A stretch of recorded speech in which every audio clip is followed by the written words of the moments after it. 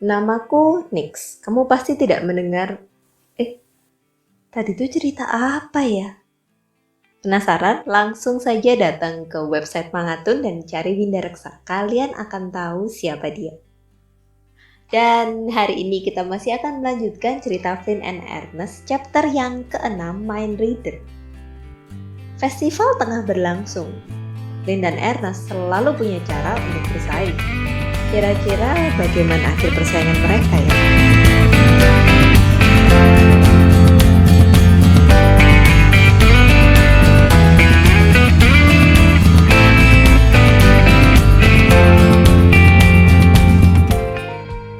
Ketika matahari terbit, sudah banyak orang memenuhi taman kota. Kondisi kini jauh berbeda. Anak-anak kecil berlarian ke sana kemari. Para pelajar mencoba permainan ini dan itu. Pasangan muda berkeliling mencari camilan. Keluarga-keluarga berusaha mendapatkan tempat duduk yang jumlahnya sangat terbatas. Belum banyak orang yang datang ke stand mereka. Meski matahari sudah terbit, suhu masih terasa menusuk. Sarung tangan putih yang dikenakan para siswa Mana Culinary School tak membantu sama sekali. Flynn sesekali meletakkan tangannya pada tutup kickstand. Alat sihir itu memancarkan sedikit kehangatan untuk menjaga makanan di dalamnya tetap berada pada suhu ideal. Pukul 9 tepat, kerumunan berpindah tempat. Orang-orang berkumpul di dekat patung Alasiar. Seremoni mulai dilakukan.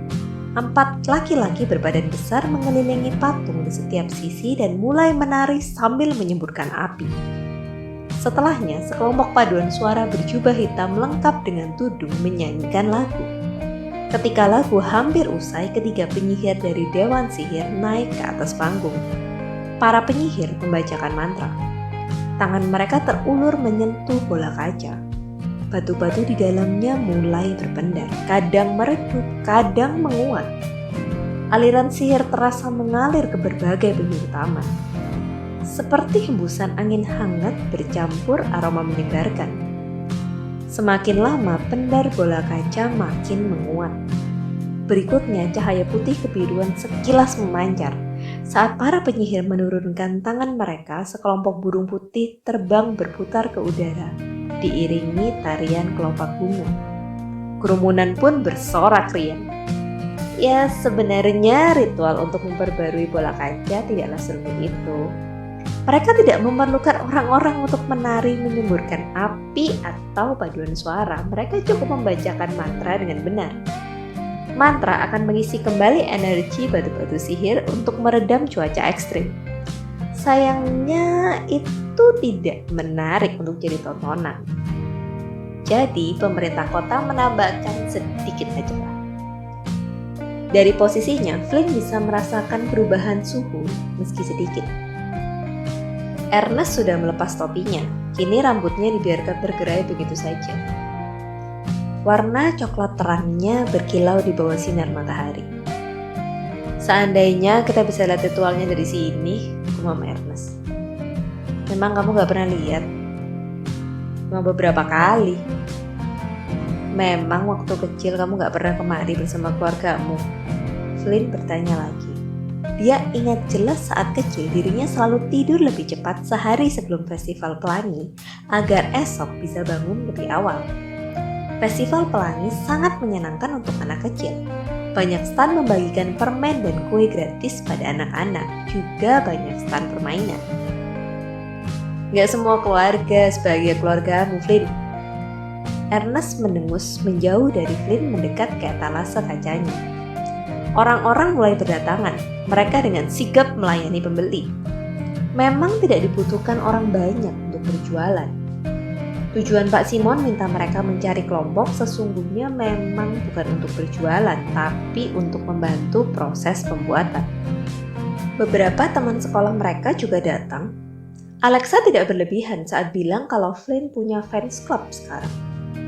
Flynn melihat banyak murid tingkat 1 dari sekolahnya datang untuk lemon meringue pie. Tentu saja mayoritas dari mereka adalah perempuan. Beberapa bahkan cekikikan sendiri ketika melihat Flynn memotong pie atau sekedar merapikan piring kertas. Memang apa yang kulakukan waktu upacara pembukaan tahun ajaran baru? bisik Flynn pada Tommy. "Kenapa tanya pada aku?" Tommy balik bertanya. Kerumunan berangsur-angsur mereda, bukan karena tak lagi banyak orang ingin membeli eclair atau pie, tapi karena beberapa panitia penyelenggara bersama keamanan datang mendekat. Mereka datang bersama wali kota dan ketiga penyihir. Flynn mengenali wali kota mereka dengan mudah. Wali kota Alasiar merupakan wanita cerdas dengan berbagai gelar dari sekolah ternama. Rambutnya senantiasa digulung ke belakang, cocok dengan gaun panjang berjubah biru. Meski sudah menginjak usia 50, dia masih nampak menawan. Rapi, penuh percaya diri dan lembut di saat bersamaan. Ibu wali kota menjelaskan sedikit mengenai sekolah mereka. Mana Culinary School. Flynn dan Ernest masing-masing sudah menyiapkan potongan untuk dicicipi. Panitia minta mereka menyediakannya dalam potongan kecil karena orang-orang penting itu harus berkeliling ke semua stand. Mereka tidak akan punya waktu untuk makan satu potong kue utuh. Flynn jarang merasa berdebar-debar ketika seseorang makan kue buatannya. Kali ini hatinya berdegup kencang. Entah karena yang memakannya merupakan orang penting atau karena persaingannya dengan Ernest. Ibu wali kota nampak sangat menikmati pie buatannya. Tapi dia perlu respon dari ketiga penyihir. Flynn baru menyadari kalau satu dari ketiga penyihir ternyata perempuan. Sama seperti dua rekannya, wanita ini juga sudah beruban. Rambutnya ikal pendek, wajahnya keriput termakan usia. Bagi Flynn, dia nampak seperti nenek sihir jahat dongeng dunia atas. Setelah mencicipi pie, mereka pun mencicipi eclair milik Ernest. Satu pria dari ketiganya spontan memuji eclair Ernest. "Ini eclair terbaik yang pernah aku makan. Rasa apelnya sangat terasa. Enak sekali anak muda." Padahal penyihir itu mencicipi bagian warna oranye yang harusnya rasa jeruk. Seperti kata Flynn sebelumnya, rasa apel hijau dalam eclair Ernest terlalu kuat. Dia menutupi rasa lainnya. Melihat temannya merespon, penyihir satunya pun berkomentar, "Aku lebih suka pie tadi, mering di atasnya sangat lembut, rasanya juga gak buat enak sama sekali." Flynn seharusnya tersenyum seperti teman-temannya ketika mendengar komentar tersebut. Namun dia terlalu sibuk menantikan respon sang penyihir wanita. Tanpa dia duga, penyihir wanita ini melempar senyum padanya lalu pada Ernest.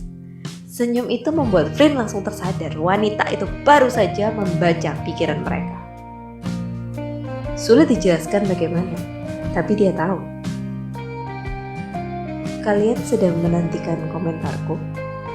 Si penyihir wanita bertanya dengan suara merdu, kontras sekali dengan penampilan menyeramkan. Ernest sepertinya juga sadar kalau pikirannya baru saja dibaca. Dia buru-buru menghindari tatapan si penyihir wanita.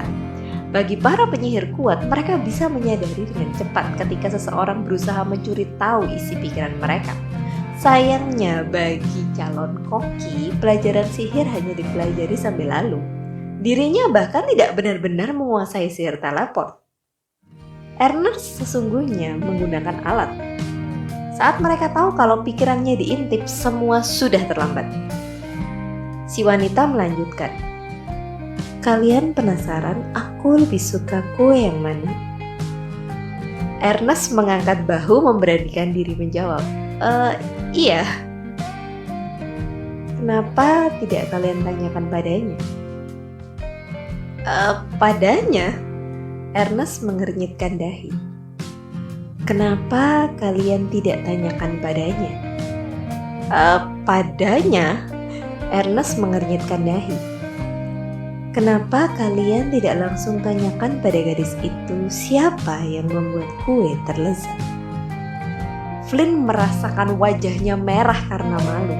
Pikirannya bukan saja baru dibaca, rahasianya baru saja dirampok. Dia melirik Ernest, penasaran reaksi rivalnya.